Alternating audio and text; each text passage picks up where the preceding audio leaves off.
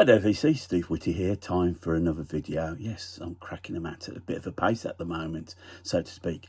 And that's because July was quite a fruitful month for me. So here I am, I'm going to show you 10 more records that I managed to pick up during July. I hope that you like what you see and that these records are agreeable to you. So without further ado, I'm going to start off with probably the nearest thing I would say that I wanted as a grail. I'm not too into this whole thing about grails, but there was always one record that I was always wanting to get hold of a copy of. I do have a French reissue of this record, and the record is, if I get it there right, is Electric Ladyland, Jimi Hendrix Experience, and it's first pressing. Now, at the time, Hendrix was not a big fan of the cover. He grew to accept it, but it was this was all done behind his back. The actual album itself actually saw the breakup of the Experience. Noel Redding left during the recording of the album, and even though he did get a track on the album. And yeah, this was Hendrix. He went back to America. I think he wanted to prove to America that, you know, how successful he'd become, especially in Europe. Part of that was Monterey, his performance at the Monterey Festival, which sort of introduced himself to the American audience. This is a lot of people's favourite album of all time. It is a great album. Sounds great. There's a couple of little pops, but it sounds great. The only thing was I got it quite cheap because the cover started to fade away a little bit. But yeah, Hendrix and Electric Ladyland. One to tick off the list. Something a little bit different. This is a band called Jabula. And they were from South Africa. They were sort of exiled in the 70s and based themselves in London. And this is very much a sort of jazz funk album, and a lot of sort of South African influences on there. The record itself was released on the Caroline label through Virgin. The band would release a couple of other albums. Didn't really amount to much there, but it did create quite a stir. It was again the time where sort of world music, you know, you got your likes of Ozzy Beta, was starting to break through, and this was an example of that. It's a really good, really funky record, well worth having. Time for an upgrade, and the Jam or Mod Cons, their third album, and this in a way sort of like was the breakthrough for Paul Weller and his songwriting. The Modern World wasn't a great success. Some was seeing it into step backwards. Weller went back and sort of honed in on his songwriting, and he came up with songs like Down in the Tube Station at Midnight, which was probably the single when I sort of got me onto the Jam. Great single. 8 Bonnie Wardle Street, Billy Hunt. Do a great version with Bruce Hoxton on vocals of David Watts as well. So a great sort of pleased to have this. It was my original copy was a bit tatty, so get that and upgrade it. Another record, sort of upgrade. Well, it's not so upgrade as such. This is an original pressing of This Was. It was a bit battered when I got it. I've given it a clean. There are a couple of little marks on it. Doesn't affect the playing that much. And it, as I said, the debut album from Jethro Tull. Mick Abrahams was in the band. Sort of left soon after because it was very much that Ian Anderson was sort of controlling things and the direction. Abrahams wanted a more blues direction, where I think Anderson had got his own front. He wanted to incorporate a bit more folk and different elements of music. And as I said, this is an original Island pressing. Happy to have it. You know, I won't get rid of the other one. I've got an American Warner pressing of this said album. This is probably sort of accompany it. A Judas Priest album I've been after for a while is Sad Wings of Destiny, and I've managed to get hold of a copy. This was their second album, released on Gold. This is a French reissue on Gold. I think this is 1980. And this is where Priest start to find their sound. Rock and Roller was sort of a typical first album. Priest on here, suddenly you get it from the title of the songs that they're suddenly finding their heavy sound, which they would become famous for. Songs like Tyrant, Genocide, Epitaph, Island of Domination, Victim of Change, Ripper, Dream Deceiver, and then Deceiver again. Yeah, absolutely pleased to have this in the record collection. I won't say it's a claim to fame, but I have met the original drummer of Judas Priest. Rob Halford will always say in interviews that when Judas Priest first came out, they were a band that consisted of a gay man on front and a black drummer. Now the original drummer still lives around Birmingham area, and I've met him a couple of times. I've never asked him about this thing about Judas Priest because he don't know. I'm not really too sure why he left, whether he was just that he wasn't his type of music or whatever. But yeah, I have met the original drummer of Judas Priest. One of these £2 records I've picked up recently is an artist called Shannon Lay.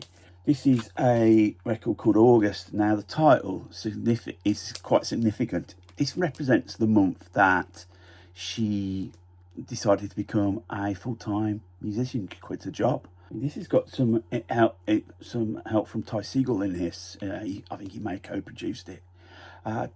This is very, you're into singer-songwriters. This is actually not bad.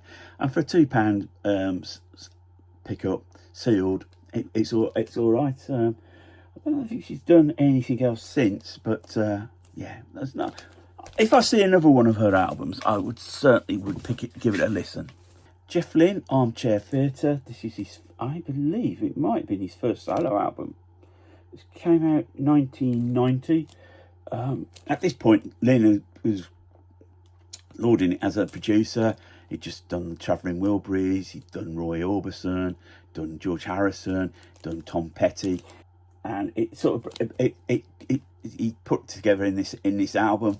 It's a bit of a mishmash of an album, to be honest with you, because there's some covers on here, some sentimental covers. Stormy Weather's on here, but it's hard to describe.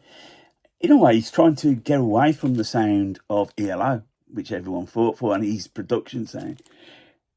And I find it's an interesting listen. I don't think there's nothing there that excites me, but it's nothing there that would say, well, I'm going to chuck this record away. This record actually used to belong to a library, so it does, for considering it's been handed down for many people over the years, it does stand out very well. I'm going to finish, that's 3 albums I'm going to show you, more of the heavy vein. This is Gary Moore. This is his album, Corridors of Power. This came out 82. At this point, the band had started to, he recruited in the band Ian Pace and Neil Murray, who had just been kicked out of Whitesnake, and he's got Tommy Eyre on keyboards. It's really, he started to forge his heavy style. There's a mixture of styles on this. This is some ballads, some rock. There's a cover of Wishing Well, which isn't too bad. But it's a sort of typical hard rocking album. Obviously, over the years, he's become quite successful, but this is quite a curious listen. And yeah, I was happy, to pick that up. As I was happy to pick this album up. This is After the War. It came out in 1989. So he's had the success, and I think this album sort of represents him hitting a bit of a cul-de-sac creatively. Standout track is Lead Clones. Now, he struggled with these bands like Kingdom Come, or even David Coverdale himself, sounding like Led Zeppelin, Robert Plant. And he wrote this song, and it features Ozzy sharing vocals as well on it. It's got After the War as well. And then the last track, Blood of the Emerald, is sort of a tribute to Phil Lynott. I think he still was suffering from the fact that Lynott had died. He'd done, but it's one of those. After this album, he decided to go to them, start doing on probably his first love, the blues, and did all the blues albums. But yeah, this is interesting. It's not a bad album. And the final album I'm going to show you, I'm really pleased to pick this up. This is Motorhead's 1916, an original copy, released in 1991. And this really is just a beginning of a new birth for Motorhead. Towards the end of the 80s, they were sort of struggling, and particularly in the UK, you know, Lemmy would always feature, but it was always like, given the whole thing with the glam metal and all that, it sort of like yesterday's news. But it was still there, still playing, plodding along. And they got given this opportunity to record for a company called WTG, which was through Epic. And it gave Lemmy the perfect excuse to leave the UK and relocate to LA, where he was treated like a lord over there. The album itself is absolutely wonderful. It features the band as a quartet, so Wurzel's in the band at this point. Phil Taylor's on the drums, obviously Phil Campbell on guitar, and then Lemmy on the bass. The opening track is a statement of intent, the one that sings the blues. Then favourite tracks over here is No Voices in the Sky. There's a tribute to the Ramones on there. There's a ballad, Love Me Forever. This was unusual. I think Lemmy suddenly found his freedom, and the title song itself is absolutely a beautiful song. 1916. It's about kids joining the troops, joining the army in World War One. For those that don't know, it was sort of like a mass campaign. People volunteered. Towns lost a lot of male folk. Went over. The song tells the kids lied about their ages. There were a lot of, because it was seen as this big sort of action thing, heroic thing to do, and those that didn't were treated, who decided to be conscientious objectors, were treated really badly. And Town, as I said, Town's lost a lot of the men folk. For famous ones, the Accrington Lads, that almost decimated all the male folk of Accrington. It's just a reminder that war isn't glamorous, and I think that's it's something that interested Lemmy a lot, and he put that in the song. Beautiful use of the cello in there. It's absolutely wonderful. You step back and think, wow, when you listen to that. So there you go. That was the 10 others I found during July, and I've got some more to show. So I'm going to leave it there. So if you like what you see, thumbs up, thumbs down. Feel free to leave a comment. I love the interaction, and I will get back to you. So whatever you get up to, VC, I'm going to enjoy the sunshine. It's Sunday as I'm recording this. Whatever you get up to, keep spinning. More importantly, keep on smiling.